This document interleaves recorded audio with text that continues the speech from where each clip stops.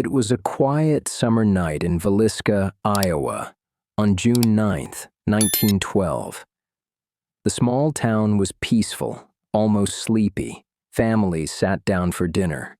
Children ran through the streets, laughing. The air carried the scent of hay and warm earth. The Moore family, ordinary and well-liked, had their children tucked into bed. Josiah Moore, the father, was a man of business and faith.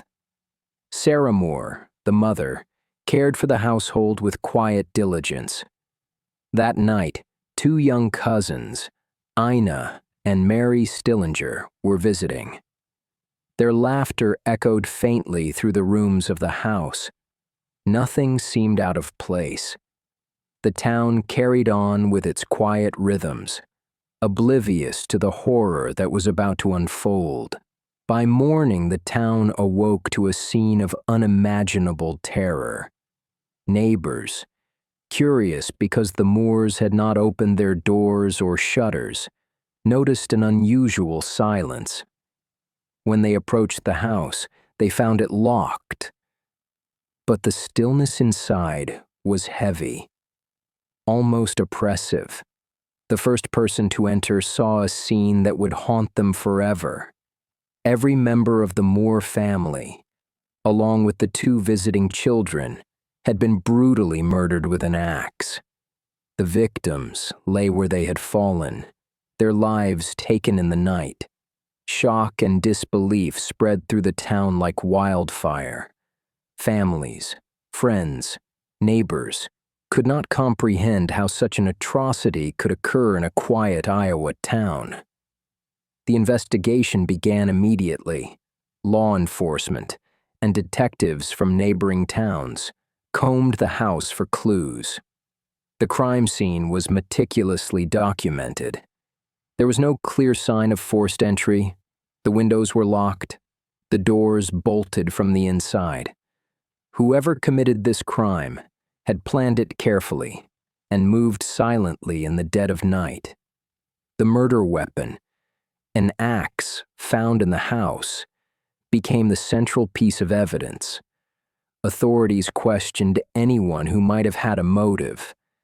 Theories ranged from personal grudges to wandering drifters, but nothing fit perfectly. Motive and perpetrator remained elusive, leaving the town in fear and confusion. The list of suspects was long, but inconclusive. Some pointed fingers at a traveling salesman seen in town days earlier. Others suspected neighbors, who may have held grudges. A few even suspected local religious figures who had conflicts with Josiah Moore. Every lead eventually reached a dead end. Despite extensive investigation, no one was ever formally charged with the murders. The case went cold, leaving a shadow over Villisca. The family's lives were gone, the killer unpunished, and the house where it all happened remained frozen in time, a silent witness to the unspeakable crime. Even decades later, the house itself seemed to hold a presence, a lingering darkness that drew curiosity and fear alike. Visitors who dared enter reported strange sounds, creaking floors, whispers where no one stood, cold spots that chilled the air unnaturally. Paranormal investigators came, some claiming to see shadows move without explanation. Locals spoke in hushed tones about the house, warning outsiders that something remained unseen and unexplained. The Moore family and the visiting children were gone.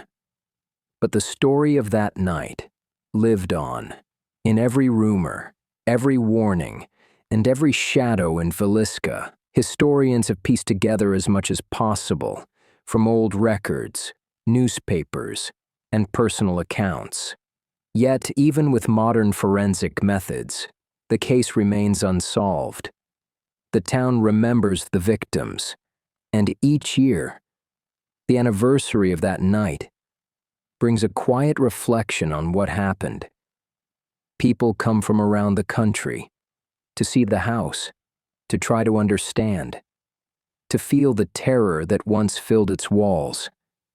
The names of Josiah, Sarah, and their children echo through time, a haunting reminder of the fragility of ordinary life. The story is terrifying, not because of fiction or imagination, but because it is real. These were ordinary people, living ordinary lives, taken in the middle of the night by a plan no one could uncover. The randomness, the silence, the unknown motive, all of these elements make the horror linger. It is a story of fear that is tangible, grounded in reality, and impossible to ignore. Each year, visitors to Villisca feel that unease as they walk past the house, imagining the sounds of that night, the terror in the children's rooms, and the quiet before the nightmare. The house stands still. The town remembers, and the victims' names are spoken softly, always with a shiver. Even today, the murder remains one of America's most chilling, unsolved cases. Scholars, true crime enthusiasts, and paranormal investigators continue to study it, each trying to uncover what others could not. The Moores' lives ended abruptly, but their story endures. A cautionary tale of how quickly darkness can descend on the ordinary. The Villisca Axe Murders remind us that evil does not always announce itself, that sometimes it comes quietly, in the dead of night.